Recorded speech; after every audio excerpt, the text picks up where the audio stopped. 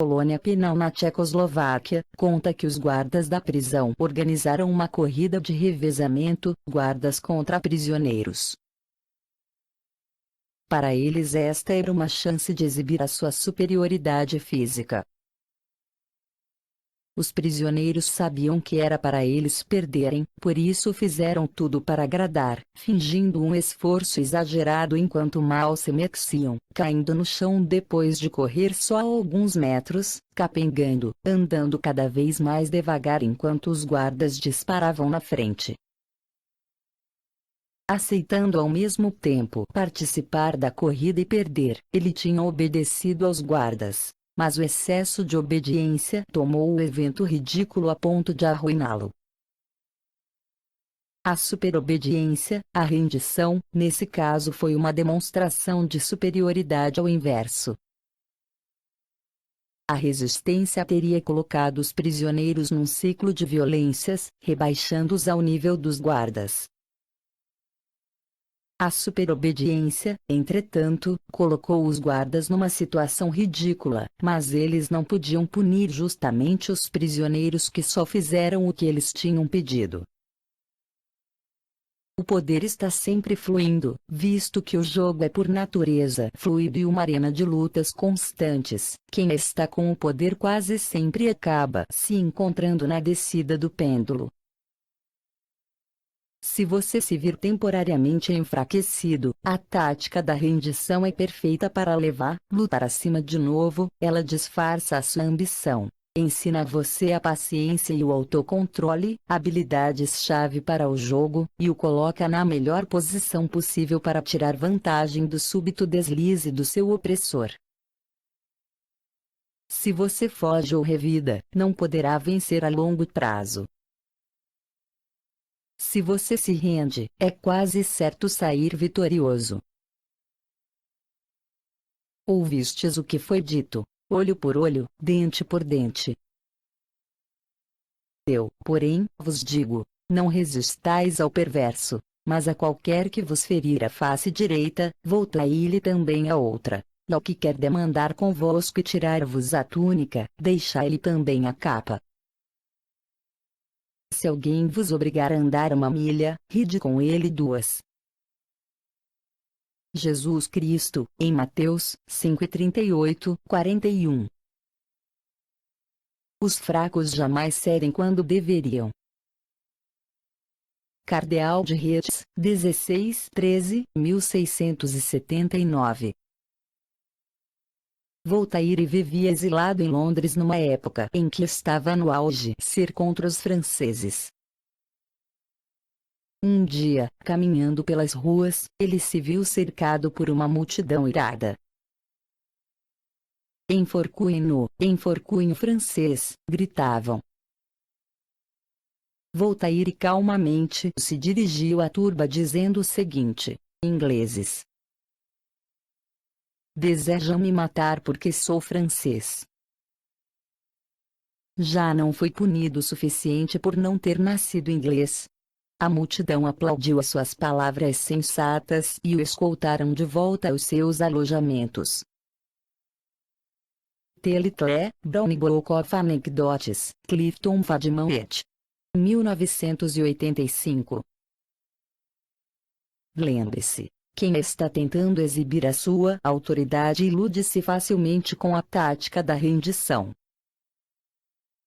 Se você se mostra submisso, eles se sentem importantes. Contentes, porque estão sendo respeitados, tornam-se alvos mais fáceis para um contra-ataque, ou para uma zombaria dissimulada como fez Brecht. Ao avaliar o seu poder ao longo do tempo, não sacrifique a capacidade de manobra a longo prazo pelas glórias efêmeras do martírio. Quando o grande senhor passa, o camponês sábio se inclina profundamente e peida em silêncio. Provérbio etíope.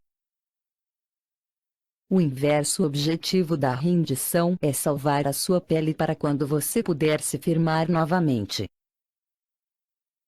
É para evitar o martírio que alguém se rende, mas há momentos em que o inimigo não descansa, e o martírio parece ser a única escapatória. Além do mais, se você estiver disposto a morrer, outros poderão tirar do seu exemplo poder e inspiração. Mas o martírio, o inverso da rendição, é uma tática confusa, pouco precisa, e tão violenta quanto a agressão que ele combate. Para cada mártir famoso existem milhares que não inspiraram religiões nem rebeliões, de forma que, se o mártir às vezes confere um certo poder, isso é imprevisível. E, o que é mais importante, você não estará por aqui para usufruir desse poder. E existe decididamente algo de egoísmo e arrogância nos mártires, como se achassem que seus seguidores são menos importantes do que a sua própria glória. Quando o poder o abandona, é melhor ignorar esta inversão da lei. Deixe para lá um martírio. O pêndulo acaba oscilando para o seu lado novamente, e você precisa estar vivo para ver isso. Lei 23. Concentre suas forças. Preserve suas forças e sua energia concentrando-as no seu ponto mais forte. Ganha-se mais descobrindo uma mina rica e cavando fundo do que pulando de uma mina rasa para outra. A profundidade derrota a superficialidade sempre. As procurar fontes de poder para promovê-lo, descuida um patrono-chave, a vaca cheia de leite que o alimentará durante muito tempo. O mundo está passando por uma epidemia de divisões cada vez maiores, dentro de países, grupos políticos, famílias, até indivíduos. Estamos todos num estado de total distração e difusão, mal conseguimos colocar nossas cabeças numa direção e já estamos sendo puxados para centenas de outras. O nível de conflito no mundo moderno está mais alto do que nunca, e já nos acostumamos com isso. A solidão é uma forma de nos retirarmos para dentro de nós mesmos, para o passado, para formas mais concentradas de pensamento e ação. Como escreveu Schopenhauer, o intelecto é uma medida de profundidade, não uma medida de superficialidade. Napoleão conhecia o valor de concentrar suas forças no ponto fraco do inimigo, era o segredo do seu sucesso nos campos de batalha. Mas a sua força de vontade e a sua mente também estavam moldados segundo esta noção. O propósito único, a total concentração na meta, e o uso destas qualidades contra pessoas menos concentradas, pessoas distraídas, a flecha acertará sempre o alvo e conquistará o inimigo. Casanova atribuiu seu sucesso na vida à sua capacidade de se concentrar num único objetivo e forçar até ele ceder. Foi a sua capacidade de se entregar totalmente às mulheres que desejava que o tornava tão sedutor. Durante as semanas ou meses em que uma destas mulheres vivia na sua órbita, ele não pensava em mais ninguém. Quando esteve preso nas traiçoeiras passagens do Palácio dos Doges em Veneza, prisão de onde ninguém jamais escapara, ele só pensava na fuga como seu único objetivo, dia após dia. Uma mudança de cela, que significou meses e meses de escavações inúteis, não o desencorajou. Ele persistiu e acabou fugindo.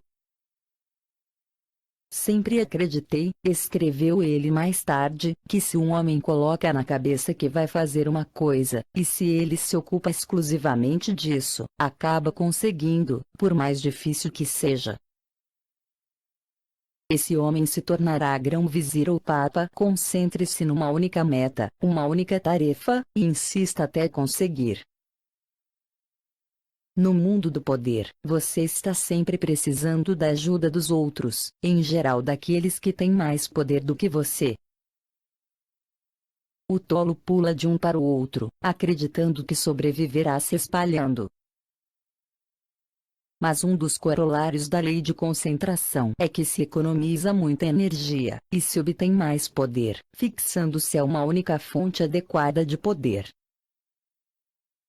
O cientista Nikola Tesla se arruinou acreditando que conservaria sua independência se não tivesse de servir a um único senhor. Ele até rejeitou a oferta de J.P. Morgan, que lhe ofereceu um rico contrato. No final, a independência de Tesla significava que ele podia não depender de um único patrono, mas estava sempre tendo de adular uma dúzia deles. No final da vida, ele percebeu o seu erro. Todos os grandes pintores e escritores renascentistas se debateram com este problema, não mais do que o escritor seiscentista Pietro Artino. Ao longo de toda a sua vida, Artino passou pela indignidade de ter que agradar a este ou aquele príncipe. Ele acabou dando um basta e foi cortejar Carlos V, prometendo ao imperador os serviços da sua poderosa pena. Finalmente ele descobriu a liberdade de servir uma única fonte de poder. Michelangelo descobriu esta liberdade com o Papa Júlio II, Galileu com os Médici. No final, o patrono único aprecia sua lealdade e passa a depender dos seus serviços. Com o tempo, o senhor serve ao escravo. Finalmente, o poder está sempre concentrado. Em qualquer organização é inevitável que um pequeno grupo controle tudo. E quase sempre não são aqueles com títulos. No jogo do poder, apenas o tolo golpeia aqui e ali sem fixar a sua meta. É preciso descobrir quem controla as operações, quem realmente dirige a cena por trás dos bastidores. Como Richelieu descobriu no início da sua ascensão ao topo do cenário político francês, no início do século XVII, não era o rei Luís XIII que decidia as coisas, era a mãe dele. Portanto ele se ligou a ela, e passou por cima de todos os níveis dos cortesãos, direto para o topo. Basta encontrar petróleo uma vez, sua riqueza e poder estão garantidos para o resto da vida. A melhor estratégia é ser sempre muito forte, primeiro, em geral, depois no momento decisivo. Não há lei de estratégia melhor e mais simples do que manter as próprias forças concentradas. Em resumo, o primeiro princípio é: haja com a máxima concentração. Da Guerra, Carl von Clausewitz, 1780-1831. Preze a profundidade mais do que a superficialidade. A perfeição está na qualidade, não na quantidade. O superficial não sai da mediocridade, e a desgraça dos homens com interesses amplos e generalizados é que enquanto desejam comandar tudo acabam não comandando nada. A profundidade da fama equivale ao heroísmo em questões sublimes. Baltazar Gracial, 1601-46-58. O inverso à concentração pode ser perigosa, e há momentos em que a dispersão é a tática adequada. Lutando contra os nacionalistas pelo controle da China, Mao Tse-tung e os comunistas fizeram uma guerra de retração em várias frentes, usando como suas principais armas a sabotagem e as emboscadas. A dispersão costuma ser adequada para o lado mais fraco. Ela é, de fato, o princípio crucial das guerrilhas. Ao lutar contra um exército superior, concentrando suas forças você só se torna um alvo mais fácil. Melhor se dispersar no cenário e frustrar seu inimigo com a intangibilidade da sua presença. Ligar-se a uma única fonte de poder tem um grande perigo. Se a pessoa morre, vai embora ou sai em desgraça, você sofre. Isso é bastante prudente em épocas de grandes tumultos e mudanças violentas, ou quando seus inimigos são numerosos. Quanto mais patronos e senhores você tiver, menor o risco que você corre se um deles perder o poder. Essa dispersão até permitirá que você jogue um contra o outro. Mesmo que você se concentre numa única fonte de poder, continua tendo de ter cautela, e se preparar para o dia em que o seu senhor, o patrono, não estiver mais aqui para protegê-lo. Finalmente, exagerar num propósito único pode fazer de você um chato insuportável, especialmente nas artes. O pintor renascentista Paolo Uccello era tão obcecado com a perspectiva que suas pinturas chegam a parecer monótonas e falsas, enquanto Leonardo da Vinci se interessava por tudo: arquitetura, pintura, guerra, escultura, mecânica. A descentralização foi a fonte do seu poder. Mas gênios assim são raros. Quanto ao restante de nós, é melhor pender para o lado da profundidade. Lei 24. Represente o cortesão perfeito.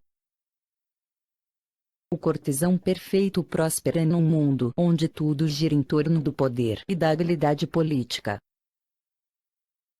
Ele domina a arte da dissimulação. Ele adula, cede aos superiores, e assegura o seu poder sobre os outros da forma mais gentil dissimulada. Aprenda e aplique as leis da corte e não haverá limites para você. Lei 25. Recrie-se. Não aceite os papéis que a sociedade lhe impinge.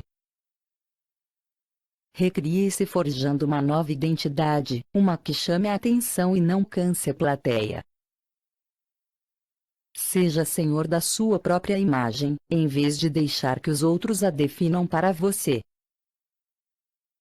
Incorpore artifícios dramáticos aos gestos e ações públicas, seu poder se fortalecerá e sua personagem parecerá maior do que a realidade. Compreenda isto: o mundo quer lhe atribuir um papel na vida. E no momento em que você aceitar este papel, estará perdido. O seu poder se limita apenas àquela minúscula porção consignada ao papel que você escolheu ou foi forçado a assumir. Um ator, pelo contrário, representa vários papéis. Goze deste poder multiforme, mas se isso não for possível, forje pelo menos uma nova identidade, criada por você mesmo, sem os limites definidos por um mundo invejoso e ressentido. A sua nova identidade o protegerá do mundo exatamente porque não é você. É uma roupa que você veste e depois tira. Não precisa levar as coisas para o lado pessoal. E a sua nova identidade o distinguirá, lhe dará uma presença dramática. Quem estiver lá na última fila poderá ver e ouvir você. Os da primeira fila ficarão maravilhados com a sua ousadia. A personalidade que lhe parece inata não é necessariamente você. Além das características herdadas, seus pais, amigos e colegas ajudaram a moldá-la. A tarefa prometeica do poderoso é a de assumir o controle do processo, não deixar mais que os outros tenham essa capacidade de limitá-la e moldá-la. Recrie-se como um personagem de poder. Esculpir você mesmo em um bloco de argila deve ser uma das tarefas mais importantes e agradáveis da sua vida. Faz de você basicamente um artista criando a si próprio. De fato, a ideia da autocriação vem do mundo artístico. Durante milhares de anos, só os reis e os mais altos cortesãos eram livres para moldar a sua imagem pública e determinar a sua própria identidade. Da mesma forma, só os reis e os senhores mais ricos podiam contemplar a sua própria imagem na arte, e conscientemente alterá-la. O resto da humanidade representava um papel restrito exigido pela sociedade, e tinha pouca consciência de si mesma. O primeiro passo no processo da autocriação é a autoconsciência, o estar consciente de si mesmo como ator e assumir o controle da sua aparência e das suas emoções. Como disse Diderot, o mau ator é aquele que é sempre sincero. As pessoas que estão sempre expondo a todos o que sentem são aborrecidas e constrangedoras. Apesar da sua sinceridade, é difícil levá-las a sério. Quem chora em público pode temporariamente despertar simpatia, mas a obsessividade dessas pessoas transforma logo a simpatia em desdém e irritação. Elas choram para chamar atenção, é o que achamos, e um lado malicioso em nós não quer lhes dar essa satisfação. Os bons atores se controlam mais. Eles podem fingir sinceridade e franqueza, podem simular uma lágrima e um ar compassivo se quiserem, mas não precisam sentir isso. Eles exteriorizam emoções de uma forma que os outros possam compreender. Representar segundo o método é fatal no mundo real. Nenhum governante ou líder seria capaz de representar esse papel se todas as emoções mostradas tivessem de ser reais. Portanto, aprenda a se controlar. Adote a plasticidade do ator, que consegue expressar no rosto as emoções necessárias. O segundo passo no processo da autocriação é uma variedade da estratégia de George Sand. A criação de uma personagem memorável, que chame a atenção, que se ergue acima dos outros atores no palco. Este era o jogo de Abraham Lincoln. O homem simples, do campo, era um tipo de presidente que a América nunca tinha tido, mas que ficaria encantada em eleger. Embora muitas destas qualidades lhe fossem naturais, ele as representava: o chapéu, as roupas, a barba. Nenhum presidente antes dele usou barba.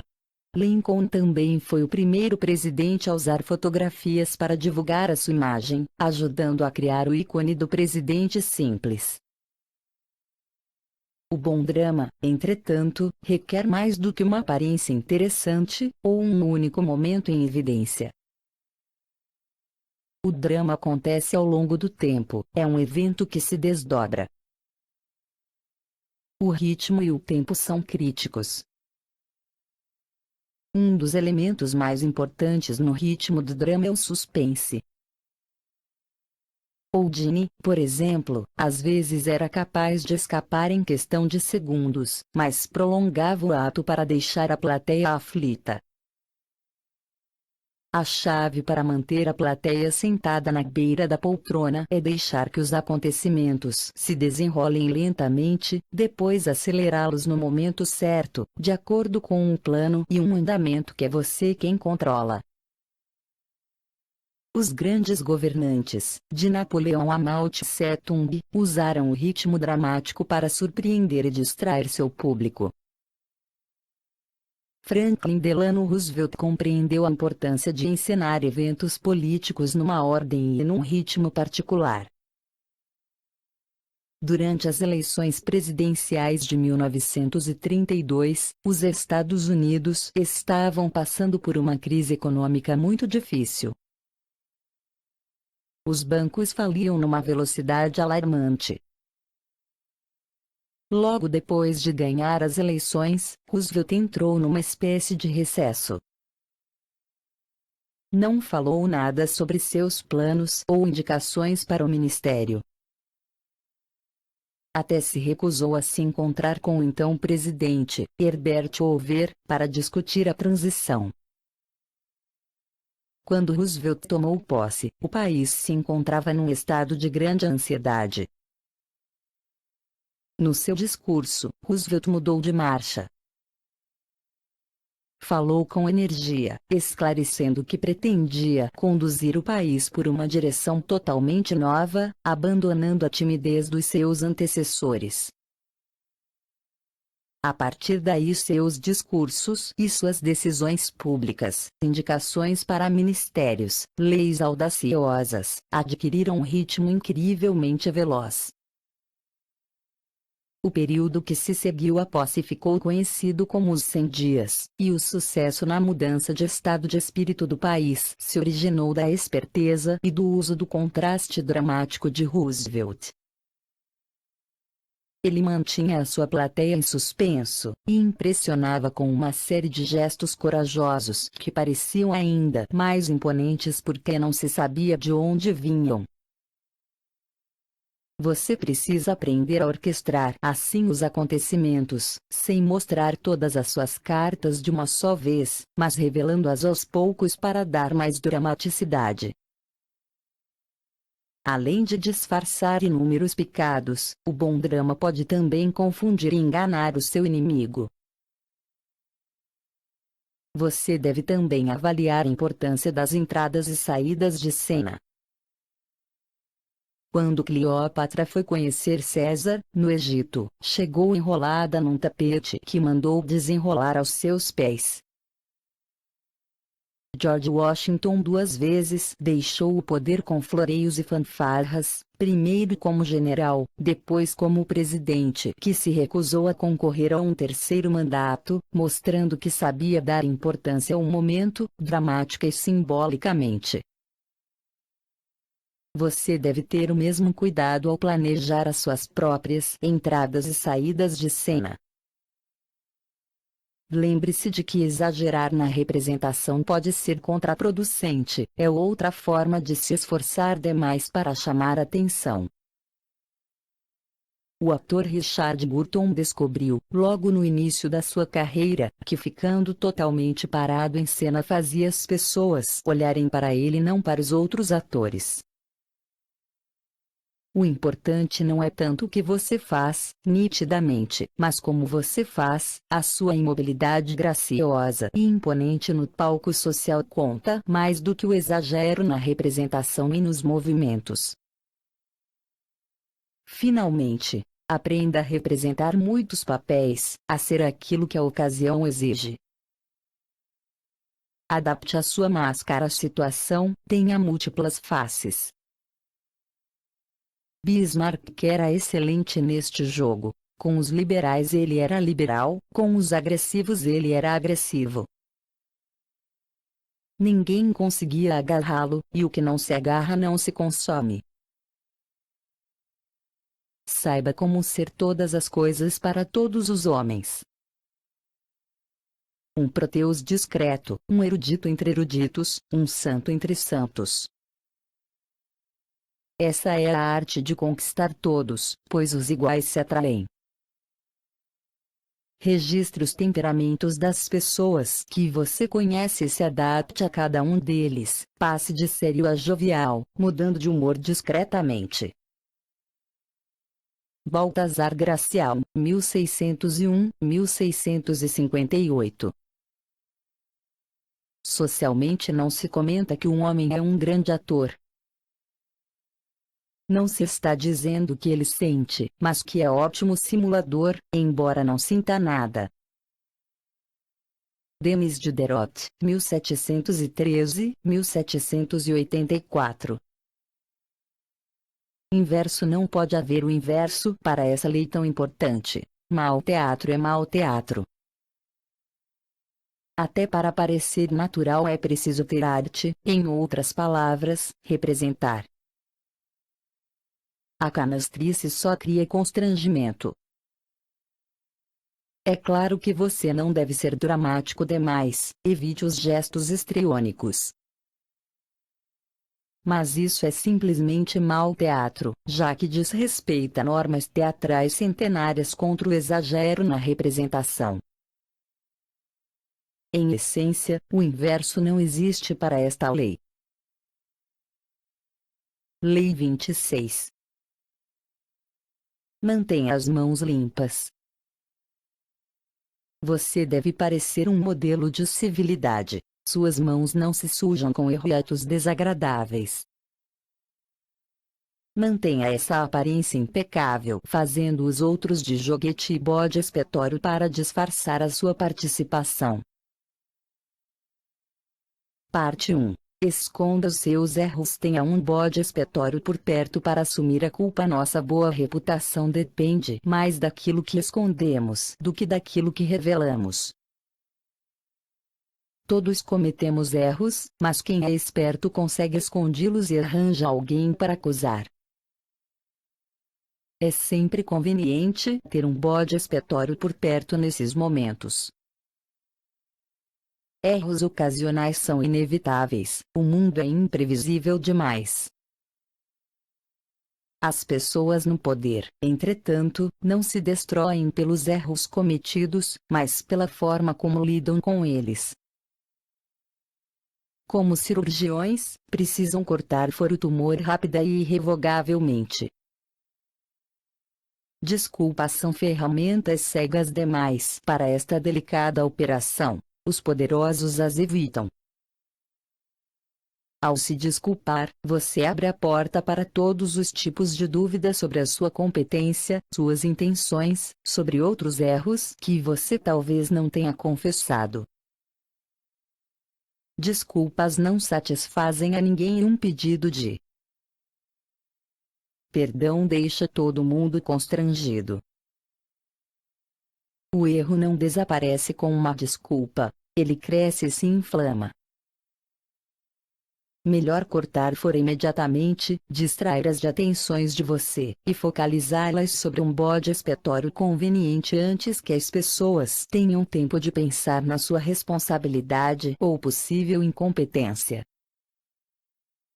O uso de bodes expiatórios é tão antigo quanto a própria civilização, e podemos encontrar exemplos em culturas do mundo inteiro.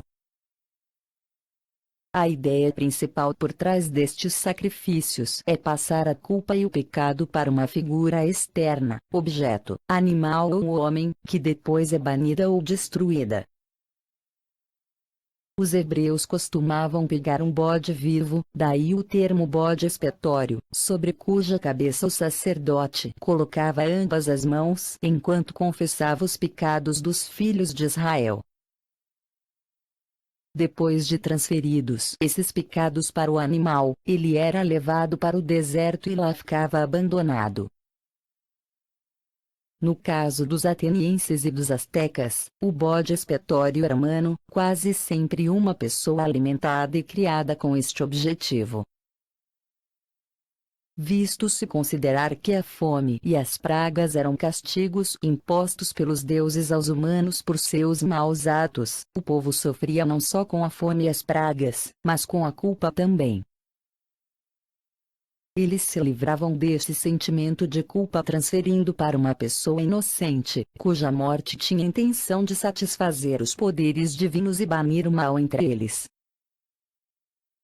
É uma atitude extremamente humana a de não procurar dentro de si mesmo a razão de um erro ou crime, mas sim olhar para fora e colocar a culpa num objeto conveniente.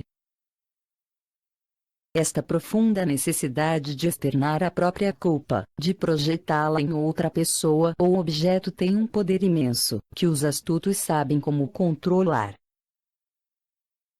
O sacrifício é um ritual, talvez o mais antigo de todos, e o ritual também é uma fonte de poder.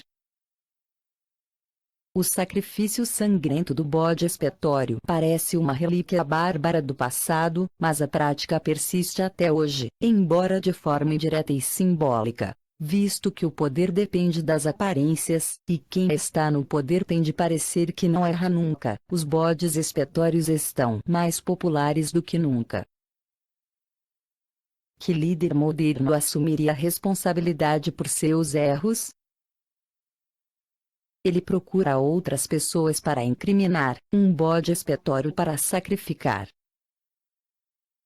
Franklin D. Roosevelt tinha fama de homem honesto e justo.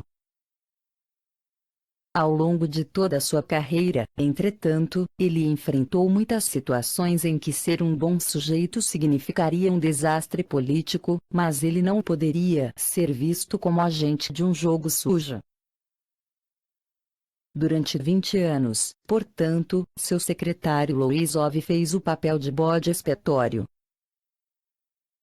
Ele fazia os negócios nos bastidores, manipulava a imprensa, manobrava campanhas clandestinas. E sempre que se cometia um erro, ou vinha a público um truque sujo contradizendo a imagem cuidadosamente elaborada de Roosevelt, Ove servia de bode expiatório, e nunca se queixou disso. Além de convenientemente desviar a culpa, o bode expiatório serve de alerta aos outros. Em 1631 tramava-se para tirar do poder o cardeal francês, Richelieu, um complô conhecido como o Dia dos Trouxas. Quase conseguiram, visto que dele participavam os altos escalões do governo, inclusive a rainha-mãe. Mas com sorte seus próprios cúmplices, Richelieu sobreviveu. Um dos principais conspiradores era um homem chamado Marillac, o guardador dos selos. Richelieu não poderia mandar prendê-lo sem comprometer a rainha-mãe, tática que seria extremamente perigosa. Portanto ele mirou o irmão de Marillac, um marechal do exército. Esse homem não tinha nada a ver com o complô. Richelieu, entretanto, temendo que houvesse ainda no ar outras conspirações, especialmente no exército, decidiu dar um exemplo. Forjou acusações sobre o irmão de Marillac. Ele foi julgado e executado. Assim, indiretamente ele puniu o verdadeiro criminoso, que se achava protegido, e avisou aos futuros conspiradores que não relutaria em sacrificar inocentes para proteger o seu próprio poder. De fato, quase sempre é preferível escolher a vítima mais inocente possível como bode expiatório. Pessoas assim não terão poder suficiente para lutar contra você, e seus protestos ingênuos poderão parecer exagerados, poderão ser vistos, em outras palavras, como sinal da sua culpa. Cuidado, entretanto, para não criar um mártir. É importante que você continue sendo a vítima, o pobre líder traído pela incompetência dos que o cercam. Se o bode expiatório parecer fraco demais e o seu castigo muito cruel, o tiro pode sair pela culatra.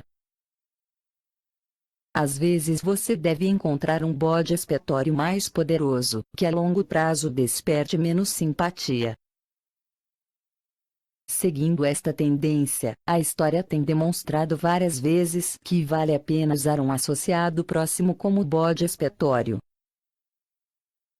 Isto é conhecido como a queda do favorito.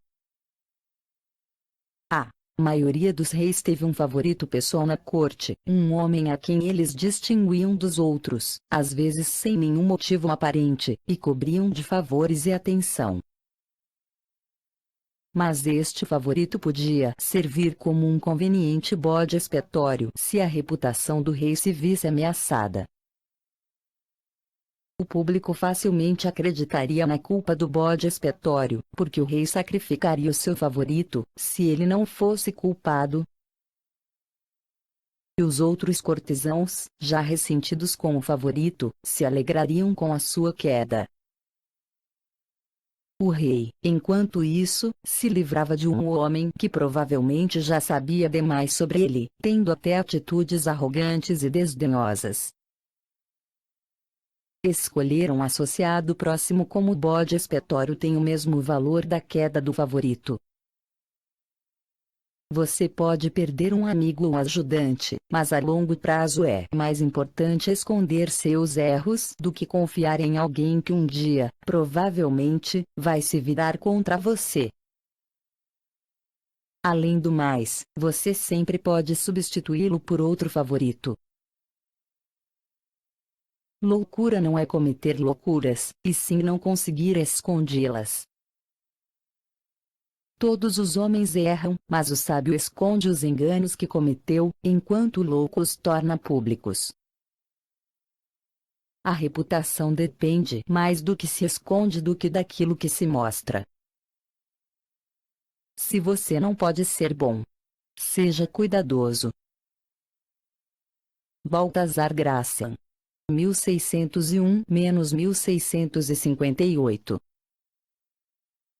Os atenienses mantinham regularmente uma quantidade de seres degradados inúteis. E quando acontecia uma calamidade, tal como uma praga, enchente ou escassez de alimentos, estes bodes expiatórios eram levados, e depois sacrificados, aparentemente apedrejados do lado de fora da cidade. The Golden Bowl, C. James George Frazer 1854-1941. Parte 2. Não coloque a sua mão no fogo. Uma rainha não deve sujar as mãos com tarefas inglórias, nenhum rei há de aparecer em público com o rosto manchado de sangue. Mas o poder não sobrevive sem o esmagar constante de inimigos, sempre haverá pequenas tarefas sujas que precisam ser feitas para manter você no trono. Em geral será alguém fora do seu círculo imediato, que provavelmente não perceberá que está sendo usado. Você encontra esses trouxas por toda parte, gente que gosta de prestar favores, especialmente se você lhes jogar um ossino, ou dois, em troca. Mas enquanto realizam tarefas que para eles podem parecer bastante inocentes, ou pelo menos totalmente justificadas, na verdade abrem o caminho para você, espalhando as informações que você lhes dá, destruindo aos poucos pessoas que eles não percebem serem suas rivais, inadvertidamente promovendo a sua causa, sujando as mãos enquanto as suas permanecem imaculadas. Se você estiver temporariamente enfraquecido e precisar de tempo para se recuperar, quase sempre é mais vantajoso usar as pessoas ao seu redor como uma cortina para esconder suas intenções e como uma pata de gato para fazer o trabalho por você. Procure uma terceira parte com quem dividir um inimigo, mesmo que por motivos diversos. Depois se aproveite do seu poder superior para dar golpes que lhe custariam muito mais energia, visto que você é mais fraco. Você pode até delicadamente guiá-los para atitudes hostis. Procure sempre o flagrantemente agressivo. Com frequência eles estão mais dispostos a entrar numa briga, e você pode escolher exatamente a briga certa para o seu objetivo. Saiba que prestar um favor não é coisa simples. Não se deve fazer estardalhaço nem ser óbvio demais, pois quem recebe sente o peso da obrigação. Isto pode dar um certo poder a quem dá, mas é um poder que acaba se autodestruindo porque só desperta ressentimentos e resistência.